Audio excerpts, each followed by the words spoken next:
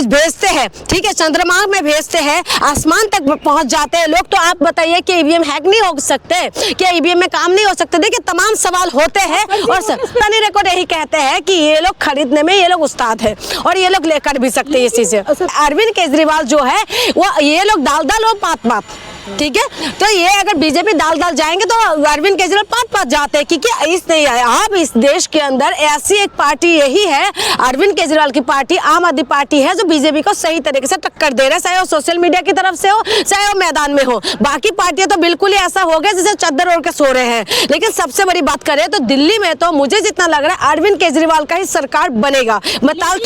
केजरीवाल जी ने बड़ा आरोप लगाया है कि उनके विधायकों के पास फोन आ रहे हैं, भाजपा अपनी सरकार बनाने के लिए अभी से ही ऑपरेशन लोटस स्टार्ट कर चुकी है। तो आपको क्या लगता है कि सच में क्या भाजपा चला रही है या केजरीवाल सिर्फ हाइप बनाना चाहते हैं? देखिए केजरीवाल हाइप बना भी सकते हैं, इसलिए भी बोल रहे हैं, और हो भी सकता है, क्योंकि इसका मैं इन्वेस्टिगेशन तो मैं कर नहीं रही हूँ ना, मैं सच्चाई को जानती हूँ, क्योंकि दोनों पॉलिटिकल पार्टी है और एक दूसरे के आरोप प्रत्यारोप लगा रहे हैं, ठीक है। दूसरी बात यह है कि यहाँ पर जो दिल्ली में जो टक्कर हुआ है आम आदमी पार्टी और बीजेपी के बीच में टक्कर हुआ है, और खास करके जो बीजेपी का जो अभी तक का जो रिकॉर्ड रहा है वो तो ये चीज दिखाई दे रहा है कि जो बीजेपी ये तो खरीदते हैं तमाम, जो आपने देखा है महाराष्ट्र में किस तरीके से सरकार को तोड़ा है, फिर उसके बाद उन्होंने सरकार बनाया, मध्य प्रदेश में हमने देखा है, तो तमाम जगह पे हमने देखा है, तो इसीलिए बीजेपी ये चीज कर सकते हैं, इसमें कोई बड़ी बात नहीं है। और दूसरी बात अगर दिल्ली की बात करें तो दिल्ली में तो मुझे जितना लग रहा है अरविंद केजरीवाल का ही सरकार बनेगा, मैं ताल ठोक के कह रही हूँ।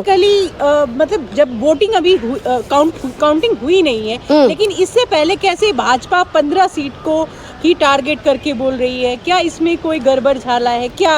देखिए अभी तो कौन जीतेगा कौन हारेगा इसका भी पुष्टि नहीं हो रहा है, ठीक है, वो तो कल पता चलेगा, 8 तारीख को पता चलेगा कि कौन जीत रहे हैं कौन हार रहे हैं, उसके बाद ही पता चलेगा। लेकिन इस तरीके के आरोप और प्रत्यारोप जो लग रहे हैं, देखिए बीजेपी के लिए जो है ना, बीजेपी के लिए कुछ भी असंभव नहीं है, बीजेपी कुछ भी कर सकते हैं। इससे आम आदमी सरकार बन रही नहीं रही है, इसीलिए ये पहले से ही वही कह रही हूँ, अगर आम आदमी पार्टी का सरकार नहीं बन रहा है तो इस तरीके की बातें क्यों आ रहे हैं? अगर आपका ही नेता जीत रहे हैं, जैसे आप बीजेपी खुद कह रहे हैं कि जो ओपिनियन पोल आ रहे हैं, एग्जिट पोल जो आ रहे हैं, तो उसके हिसाब से तो भाजपा सरकार बना रहे हैं। अगर ऐसा हो रहा है तो ये विधायक को क्यों खरीदने की क्या जरूरत पड़ी? और दूसरी बात, अगर अरविंद केजरीवाल ने इस तरीके के आरोप लगाए, क्योंकि हमने देखा है अरविंद केजरीवाल जो है वो ये लोग दाल दाल और पात पात, ठीक है, तो ये अगर बीजेपी दाल दाल जाएंगे तो अरविंद केजरीवाल पात पात जाते हैं, क्योंकि अब इस देश के अंदर ऐसी एक पार्टी यही है, अरविंद केजरीवाल की पार्टी, आम आदमी पार्टी है, जो बीजेपी को सही तरीके से टक्कर दे रहा है, चाहे वो सोशल मीडिया की तरफ से हो,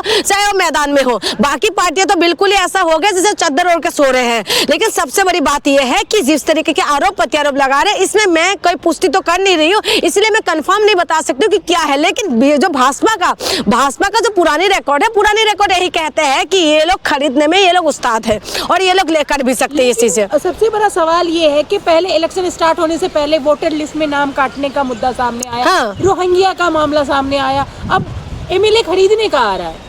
देखिए साम दाम दंड भेद बिल्कुल बीजेपी पूरी तरीके से ताकत लगा रहे हैं दिल्ली जीतने के लिए, बीजेपी पूरी तरीके से ताकत लगा रहे हैं। आपने देखा होगा अरविंद केजरीवाल सामने आके बता रहे थे कि वोट किस तरीके से कटिंग हो रहा है, कैसे वोट बन रहे हैं, प्रवेश वर्मा के ऊपर भी आरोप लगा रहे थे कि उनके घर से भी लिस्ट गए, तो तमाम तरीके के आरोप और प्रत्यारोप। ये जो अरविंद केजरीवाल जो है, मैंने क्या बोला पहले बता दिया आपको, ये दाल दाल बीजेपी तो ये पात पात है। तो अरविंद केजरीवाल को सारी चीजों का पता होता है, पढ़ा लिखा इंसान है, उनको पता होता है सारी चीजें, तो इसीलिए इस तरीके के आरोप अगर लग रहे हैं तो कहीं ना कहीं इन्वेस्टिगेशन होना चाहिए और ये सच्चाई तो सामने आ ही जाएगा, क्योंकि एक दिन की एक रात की बात है बस। संसद में अखिलेश यादव कफल लेकर आए थे चुनाव आयोग को देने के लिए जी, तो क्या लगता है कि चुनाव या आयोग बिल्कुल खत्म हो चुका है? बिल्कुल, देखिए ना, आप खुद देखिए कि चुनाव हाथों की कठपुतली बन चुका है। आप बिल्कुल देखिए, अभी मिल्कीपुर में भी आपने चुनाव हुआ था, वहां पर आप देखिए कि किस तरीके से गाड़ियां दौड़ रहे थे वहां पर और किस तरीके के माहौल थे। आपने देखा होगा, जो चैनल दिखा रहे थे उसमें आप जाके देखिए। और अखिलेश यादव कितना ट्वीट किया चुनाव आयोग के ऊपर, लेकिन चुनाव आयोग कोई कुछ एक्शन लिया है? और चुनाव आयोग के पास, चुनाव आयोग कहते हैं कि पूरी तरीके से निष्पक्ष चुनाव करते हैं। अगर निष्पक्ष चुनाव होते तो फिर इस तरीके के आरोप क्यों लग रहे हैं? है। चुनाव आयोग को पूरी तरह से निष्पक्ष चुनाव करना चाहिए। बस चुनाव आयोग को अपनी शायरी बोलने से फुर्सत नहीं मिल रहा तो कहाँ से करेंगे? आप खुद देखिए ना किस तरीके के आरोप लगा रहे हैं। अगर विपक्ष से कोई आरोप लग रहा है तो उसमें एक्शन होना चाहिए, नहीं होना चाहिए? चुनाव आयोग क्यों शांत बैठे हुए हैं? पहले जब इलेक्शन समाप्त होता था तो शाम तक डाटा आ जाता था कि कितना % वोट हुआ। हाँ। लेकिन एक दिन बाद तक डाटा नहीं आता है। आज जबकि सारी चीजें ऑनलाइन है तो कहीं ना कहीं निष्पक्षता पे चुनाव आयोग की यहाँ भी बिल्कुल निष्पक्ष, यही तो मैं कह रही हूँ। बार बार सवाल क्यों उठते हैं? इनके पास ये सारी चीजों का डाटा तुरंत आ जाना चाहिए था जिस हिसाब से पहले आते थे, लेकिन अब क्यों नहीं आ रहे? तो इसमें सवाल और जवाब बहुत होता है। देखिए मैं आपको बता दूं कि बीजेपी जो है, बीजेपी सब कुछ मैनेज करते हैं, जो कि हम लोग देख रहे हैं। जिस विधायक को जनता चुन के भेजते हैं, सिलेक्ट करके जिसको भेज रहे हैं उनको वो लोग ले लेते हैं, अपने में शामिल कर लेते हैं, फिर उसके बाद सरकार ही बदल जाते हैं। तो बीजेपी के लिए कुछ भी असंभव नहीं है। चुनाव आयोग ने जिस तरीके से दावा करते हैं कि हम लोग निष्पक्ष कर रहे हैं, लेकिन अगर निष्पक्ष चुनाव होते तो अखिलेश यादव क्यों कफन लेके वहां पर पहुंच रहे थे? क्यों दिखा रहे हैं? क्यों विपक्ष के इस तरीके के आरोप हो रहे हैं? कम से कम निष्पक्ष तो करते। जो अखिलेश यादव की ट्विटर हैंडल में आप जाके देखिए, एक बहुत बड़ा प्रेस कॉन्फ्रेंस भी किया महाराष्ट्र के संदर्भ में। महाराष्ट्र में जो हुआ वोटर्स फ्लोटिंग का जो भी मामला आया है, 23 लाख वोटर्स का, एक बहुत बड़ा आंकड़ा है ये। इस पर आप क्या कहना चाहेंगे? देखिए जो विपक्षी पार्टी, अभी विपक्षी पार्टी का सुन कौन रहे हैं? विपक्षी पार्टी जो है आंकड़ा दे रहे हैं, विपक्षी पार्टी सामने आके प्रेस कॉन्फ्रेंस कर रहे हैं, विपक्षी पार्टी तमाम ट्विटर हैंडल से ट्वीट कर रहे हैं, लेकिन उसके बाद भी कोई कुछ सुन रहे हैं? नहीं सुन रहे हैं ना। खुद आप देखिए, अभी आपके मैं रिसेंटली की बात बताओ, दिल्ली चुनाव में जब हुआ था तो प्रवेश वर्मा के वहां पर पैसा बांट रहे थे, महिलाओं की लाइन थे, ठीक है, उसमें क्या क्या चुनाव आयोग ने कोई एक्शन हुआ? तो तमाम चीजों में हमने देखा है किस तरीके से कार्य हो रहा है, और इसमें कोई चुनाव आयोग के ऊपर जिस तरीके से उम्मीद थे, लेकिन उस उम्मीद के खरा नहीं उतर से पहुंच गया है। ईवीएम से फर्जी वोटर तक मामला। देखिए मैं विश्वास नहीं करती हूँ इन सारी चीजों में। मैं मानती हूँ इस चीजों के लिए, जब हम धरती में रह के आसमान पे कुछ भेजते हैं, ठीक है, चंद्रमा में भेजते हैं, आसमान तक पहुंच जाते हैं लोग, तो आप बताइए कि ईवीएम हैक नहीं हो सकते? क्या ईवीएम में काम नहीं हो सकते? देखिए तमाम सवाल होते हैं। और इस पे मामला आ गया फर्जी, वही तो मैं कह रही हूँ, फर्जी वोटर्स का मामला आ रहा है, वोट काटने के मामला आ रहा है, तमाम चीजें सामने आ रहे हैं, सब कुछ दूध की दूध पानी का पानी दिखाई दे रहा है, लेकिन उसके बाद भी कोई एक्शन नहीं। अभी आपने एक वीडियो, एक मिनट, अभी आपने एक वीडियो देखा होगा, संजय सिंह ने ट्वीट किया था, दिल्ली पुलिस ने उसमें वो भी लिया था, वो सारी मैं देख रही थी वीडियो में, उसमें स्याही लगे हुए थे, उसमें उन्होंने बताया कि किसी ने आके स्याही लगा के गए हैं, और इस तरीके से पुलिस वाले भी उसमें वो ले रहा था। उसके बाद उसको उठा लिया, और उसके बाद उस बंदे का फिर से वीडियो आते हैं, एक फिर से वीडियो आप में बताते कि नहीं मैं तो नशे की हालत में थे। तो आप खुद बताइए कि देखिए जनता जो है ना, जनता डरे हुए है, और जनता को पूरी तरीके से ये लोग किस हिसाब से घुमा रहे हैं। एक होता है हिंदुत्व की एक ऐसा अफीम जो होता है, नशा ऐसा कर दिया, ऐसा इंजेक्शन लगवा दिया है जनता के बीच में, तो जनता इसके आगे कुछ सोच नहीं पा रहे। और जो बाकी जो बड़ी बड़ी जो संस्था है उसके ऊपर जिस हिसाब से उम्मीद हो रहे हैं जनता की, जिस उम्मीद थे, लेकिन उम्मीद कहीं ना कहीं टूट रहे हैं। अगर विपक्षी पार्टी कफन लेके चुनाव आयोग के पास जा रहे हैं, कफन दिखा रहे हैं उनको, तो आप समझे कि इस देश में क्या हालत हो रहा है। दिल्ली चुनाव की बात है, मैं आपको ताल ठोक के कह रही हूँ, मैं ग्राउंड में जीरो में थी, 45 to 55 के अंदर अरविंद केजरीवाल का सीट आना चाहिए। हाँ, बीजेपी का सीट बढ़ेगा, इसमें कोई डाउट नहीं है, बीजेपी का बिल्कुल सीट बढ़ेंगे,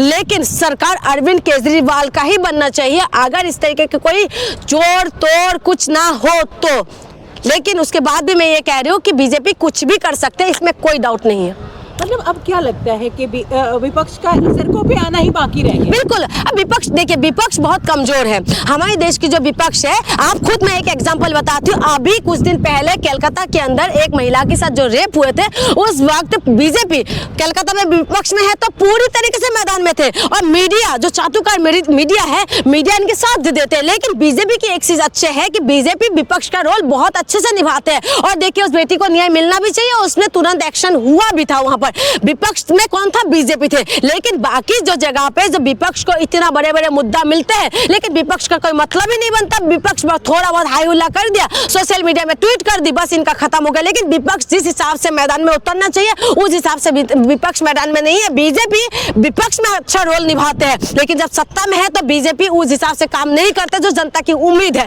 लेकिन और जब विपक्ष की बात है, जो विपक्ष को जिस हिसाब से रोल निभाना चाहिए, जैसा बीजेपी निभाते हैं, लेकिन विपक्ष उस हिसाब से काम नहीं करते, जिसकी वजह से जनता का जो भरोसा है ना, पूरी तरीके से अब सबसे खत्म हो चुके हैं, चाहे वो चुनाव आयोग हो, चाहे वो ईवीएम के ऊपर हो। तो इसीलिए जनता निराश है। क्या मामला ईवीएम को लेकर, तो उन्होंने तो एक तरह से साफ नकार दिया।